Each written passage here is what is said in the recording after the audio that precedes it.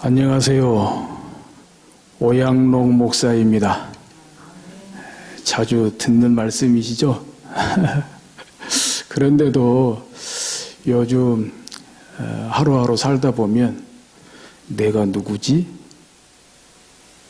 나는 누구야? 그런 의문점이 들 때가 있더라고요. 그래서 나는 오양록이다. 다른 사람 아니고 나는 오양록이다. 좀 그것을 좀 확실히 하는, 또 기억해 두고자 하는 마음에서 제 이름으로 여러분께 인사를 드렸습니다. 간절히 바라기는 하나님의 은혜 가운데 지난 한 주간도 살아오셨는데, 또 새로운 한 주간도 하나님의 은혜 가운데 사실 수 있기를 주의 이름으로 축복합니다. 오늘 예배 가운데 우리에게 주신 하나님의 말씀은 마태복음 8장 23절에서 27절입니다. 그런데 오늘 본문에 문제가 있습니다. 한두 가지 문제가 아닙니다. 우리가 그저 믿음이 좋아서 믿음으로 봐서 그러지, 문제를 삼기로 시작하면 문제가 한두 가지가 아니다 이거예요. 그래서 이런 문제를 좀 삼아보고 또 문제를 해결하고 그야말로 믿음의 눈 들어주를 바라보고 그렇게 또 예배 마치고 돌아가실 수 있기를 다시 한 번 더 축복합니다. 먼저는요, 23절, 24절입니다. 배에 오르심에 제자들이 따랐더니 바다에 큰 놀이 일어나 배가 물결에 덮이게 되었으되 예수께서는 주무시는지라. 첫째, 23절에 배에 오르심에 제자들이 따랐더니 18절에 보면 예수님이 가시자고 했어요. 예수님이 제자들더러 호수 건너편으로 가기를 명령하셨다 그랬어요. 그런데 예수님이 가라고 명령해서 그것도 예수님이랑 같이 배를 타고 호수 건너편으로 가는데 왜 하필이면 풍랑이 일고 배에 파도가 부딪히냐고요. 불던 풍랑도 그쳐야지요. 배에 파도가 안 채야지요. 이것부터 문제 아니에요. 예수님이 가자고 했고 가라고 했고 그것도 예수님이랑 같이 가는데 왜 없던 풍랑이 갑자기 일어나냐? 왜 거센 파도가 배에 들이닥치냐? 그렇잖아요.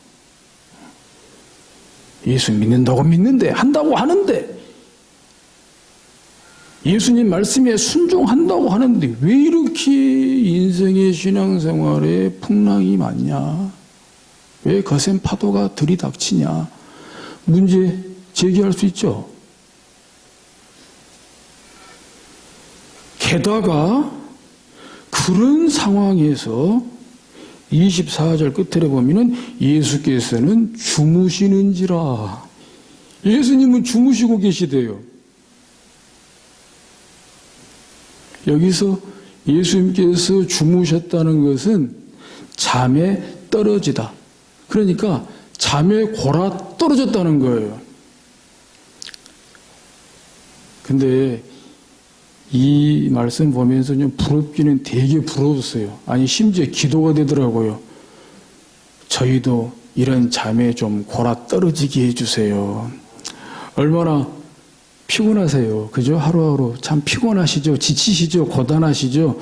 막 이럴 때 그냥 잠자리에 누웠다면은 5분 안에 등만 댔다면은 어디든지 그냥 잠에 골아 떨어지는 은혜가 있기를 주의 이름으로 축복합니다. 그럼에도 불구하고 오늘 본문에서만큼은 예수님이 문제다 이거예요.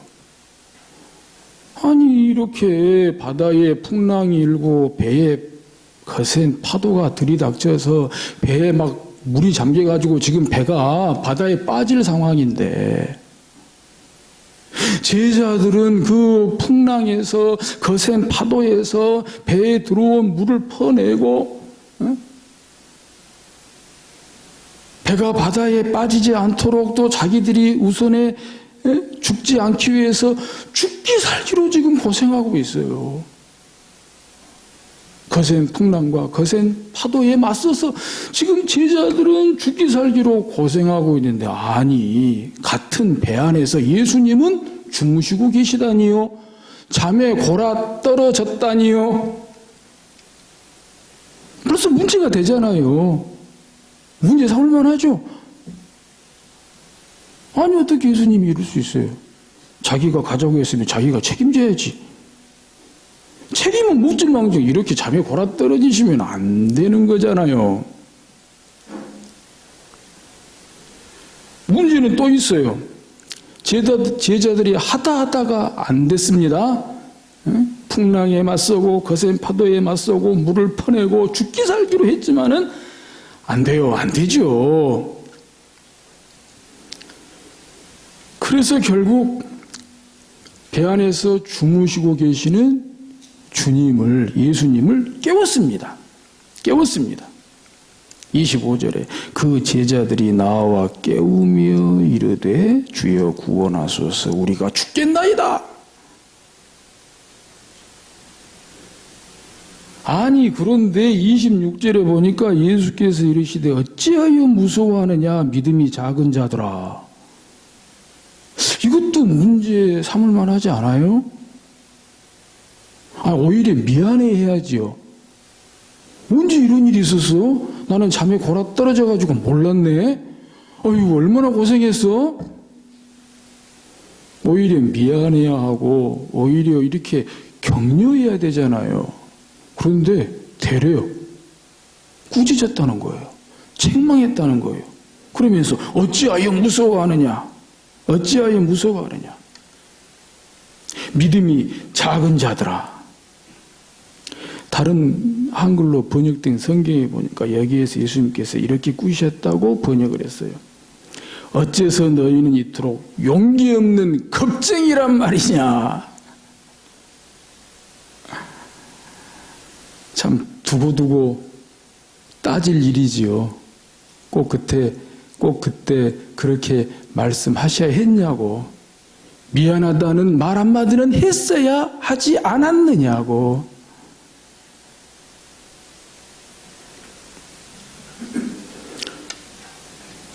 또 문제가 있어요. 그 뒤에 곧 일어나사 26절 하반절에 제자들을 이렇게 책망하신 다음에 곧 일어나사 바람과 바다를 꾸짖으시니 아주 잔잔하게 되거늘.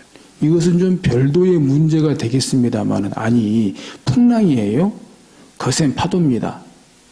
근데 이것을 누가 꾸짖는다고 잔잔해질 문제입니까? 꾸짖는다고 잔잔해질 일이 아니잖아요. 자연 법칙, 자연 현상이라는 것이. 근데 예수님께서 그 바람과 바다를, 거센 풍랑과 거센 파도를 꾸짖으시니 아주 잔잔하게 되었다. 아주 평온하게 되었다. 그냥 언제 풍랑이 부르냐, 언제 거센 파도가 닥쳤냐 할 정도로 예수님께서 바람과 바다를 꾸짖으시니 아주 잔잔하게 되었다. 그래서 결국 이 일을 두고, 이 기적 같은 사건을 두고 27절에 그 사람들이, 제자들이 놀랍게 여겼다. 놀랍게 여겨 이르되 이것단 사람이기에 바람과 바다도 순종하는가. 놀랍게 여겨 이르되. 이것이 다른 한글 번역 성경에 보면은 오늘 설교 제목에 나오는 대로 눈이 휘둥그레졌다 그랬어요. 진짜 눈이 휘둥그레질만 하죠. 예수님 말씀 한마디에 풍랑이 그치고 파도가 그치고 바다가 잔잔해지니까 그냥 눈이 휘둥그레질만 하지요. 이 문제는 이런 거예요. 되게 예수님께 문제가 있어 보여요? 예수님께 문제를 삼을 만해요? 그런데 오늘 본문 가운데에서 말씀하시는 대로 그럼에도 불구하고 그들이 그토록 풍랑과 맞서 싸웠고 거센 파도와 맞서 싸웠고 그럼에도 불구하고 그들은 그 풍랑을 해결하지 못했고 거센 파도를 해결하지 못했단 말이에요. 늦게나마 그래도 예수님께서 그 바람과 바다를 풍랑과 파도를 꾸짖으시니까 해결됐다 이 말이에요. 아주 잔잔하게 됐다 이 말이에요. 여러분, 그렇다면 과연 그분은 누구신가 이거예요. 오늘 이 믿음을 가져야 되겠습니다. 바람과 바다를 꾸짖을 수 있는 그분, 바람과 바다도 풍랑과 거센 파도도 순종할 수 있는 그분, 제자들의 눈이 휘둥그레질 만한 그 기적, 그 사건, 그 기적과 그 사건의 주인공인 과연 그분은 누구신가? 라고 할 때에 여러분들 같이 믿음 좋으신 여러분들은 바로 예수 그리스도, 아멘 아멘, 그분이 메시아이시고 그분이 그리스도이시고 그분이 하나님의 아들이시고 그분이 하나님이시라고 하는 사실입니다. 그렇다고 볼 때 진짜 문제가 뭐냐 이거예요. 진짜 문제가 뭐냐? 진짜 문제가 누구에게 있으며 진짜 문제가 어디에 있느냐 이 말씀입니다. 좀 전에 제가 문제를 제기한 대로 진짜 예수님이 같이 가자고 이렇게 명령한 것이 문제냐? 같이 가자고 했음에도 바다에 풍랑이 일고 파도가 치고 이것이 문제냐?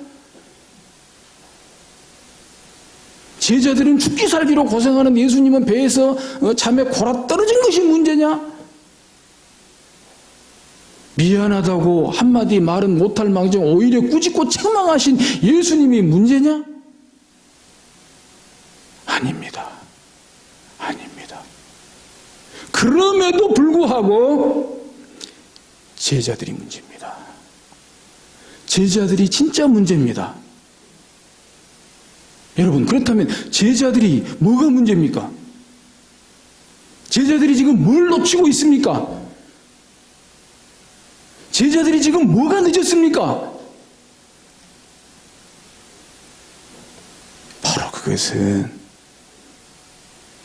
예수님이 메시아이시고 그리스도이시고 하나님의 아들이시고 하나님의 아들로 하나님으로 믿는다면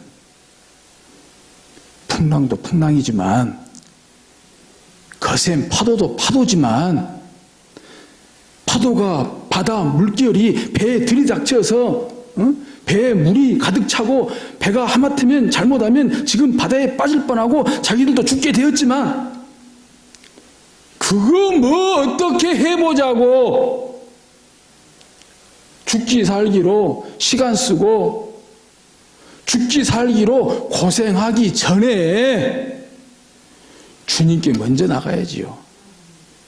주님께 먼저 나아가지요. 주님을 먼저 불렀어야지요.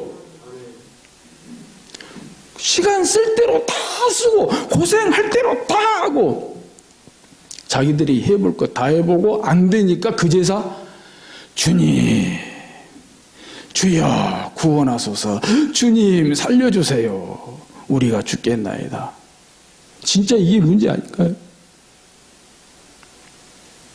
오늘 본문의 앞에 보면 8장에서 보면 예수님께서 나병 환자도 고쳐주시고 또 백부장 하인의 중풍병도 고쳐주시고 했어요.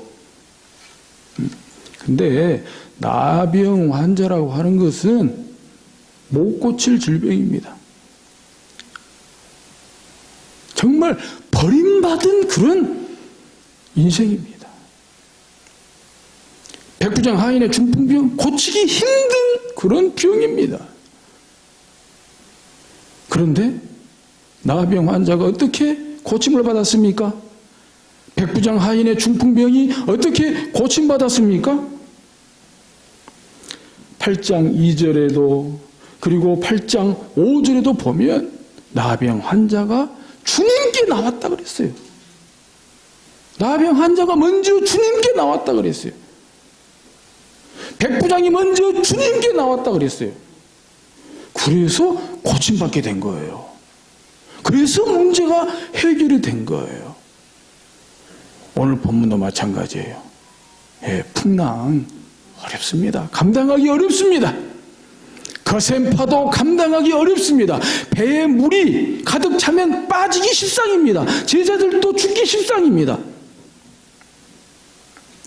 그러나 그 전에 풍랑과 싸우기 전에 거센 파도와 싸우기 전에 그거 해결하자고 죽기 살기로 고생하기 전에 먼저 그 풍랑을 안고 먼저 그 거센 파도를 안고 먼저 주님께 나오지 못한 것이 진짜 문제라는 거예요. 그 풍랑을 안고 그 거센 파도를 안고 먼저 주님께 나와야 된다는 거예요. 왜 이런 말 있죠? 누가 그랬죠? 바보야, 문제는 경제야. 사랑하는 성도 여러분, 문제가 아닙니다. 문제를 문제로 보는 것이 문제입니다. 문제는 문제일 뿐입니다.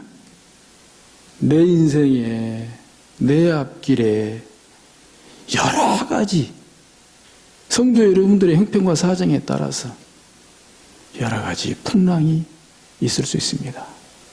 여러 가지 거센 파도가 닥치고 있을 수 있습니다. 그러나 그 풍랑을 안고 그 거센 파도를 안고 먼저 주님께 가자는 것입니다. 바로 그 뜻이 11월 말밥의 주제 너희 염려를 다 주께 맡기라. 이는 주께서 너희를 돌보심이라. 우리 염려는 어떤 염려든지 주께 맡겨 버리고 주님은 우리 염려를 돌보시고 우리 문제를 해결하실 줄로 믿습니다. 그렇게 살아가는, 그렇게 문제 해결을 받는 믿음의 눈으로 주를 바라보는, 주와 함께 따라가는 저와 여러분들 될 수 있기를 주의 이름으로 축복합니다. 주와 함께 가는데 주의 길을 따라 나섰는데 왜 이런 풍랑을 만나냐고, 왜 이런 거센 파도를 만나냐고 불평할 수도 있겠죠. 낙심할 수도 있겠죠. 그러나 거기에 주님이 계시다는 거예요. 주님이 계시니 주님이 하시겠지요. 그 믿음과 기대와 소망 가운데 한 주간 승리할 수 있기를 주의 이름으로 축복합니다. 이제 설교를 마치면서 우리 잘 아는 윤동주 시인의 시 한 편을 소개해 드리고자 합니다. 일제강점기 때 그 민족 시인 아닙니까? 아주 그 젊을 때 참 1945년 2월 16일에 그때나 27세의 나이로 조국 광복을 정말 몇 달 남겨둔 채 이렇게 일본 후쿠오카 형무소에 투옥되었다가 옥중 사망하셨죠.